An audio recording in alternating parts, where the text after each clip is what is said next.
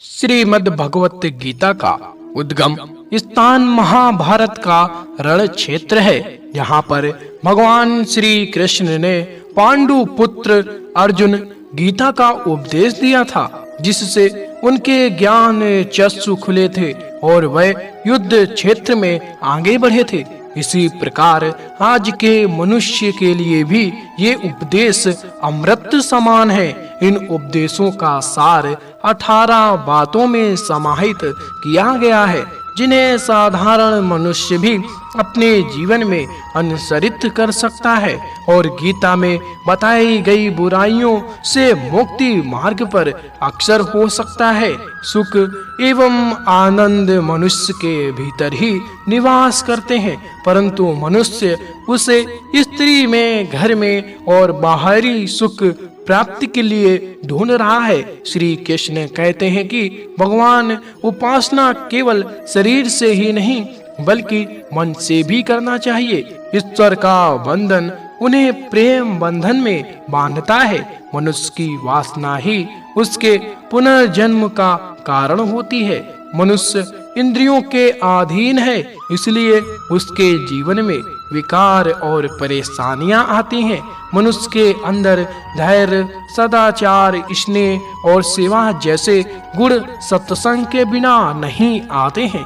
श्री कृष्ण कहते हैं, जिस प्रकार शरीर से वस्त्र मैल होने पर बदलते हैं, ठीक उसी प्रकार मन में यानी हृदय में मैल होने से उसे निकाल देना चाहिए। जवानी में जिसने ज्यादा पाप किए हैं, उसे बुढ़ापे में नींद नहीं आती है, उसे वह पश्चाताप में बिताते हैं। भगवान ने जिसे संपत्ति दी है, उसे गाय रखकर सेवा करनी चाहिए, इससे भगवान प्रसन्न होते हैं। जुआ, मदिरा पान, पर स्त्री गमन यानी अनैतिक संबंध, हिस्सा, असत्य, मद आसक्ति और निर्दयता, इन सब में कलयुग का वास है। इसलिए इसका और एक नाम है घोर कलयुग।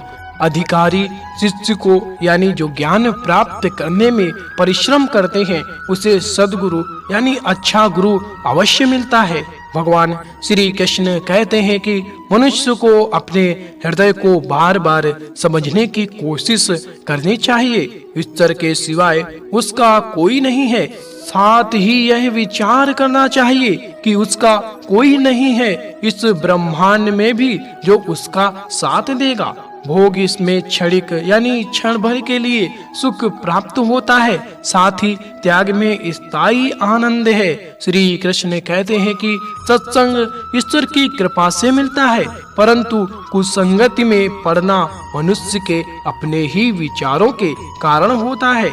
लोभ और मोह माया यानी किसी से अधिक लगाव पाप के माता पिता कहे जाते हैं। साथ ही लोभ पाप का बाप ही है। श्री कृष्ण कहते हैं कि स्त्री का धर्म है कि रोज तुलसी और पार्वती का पूजन करे, इससे उनकी सुख समृद्धि हमेशा बने रहते हैं। मनुष्य को अपने मन और बुद्धि पर हमेशा विश्वास नहीं करना चाहिए, क्योंकि ये बार बार मनुष्य को दगा देते हैं। खुद को निर्दोष मानना बहुत बड़ा गुनाह साबित होता है।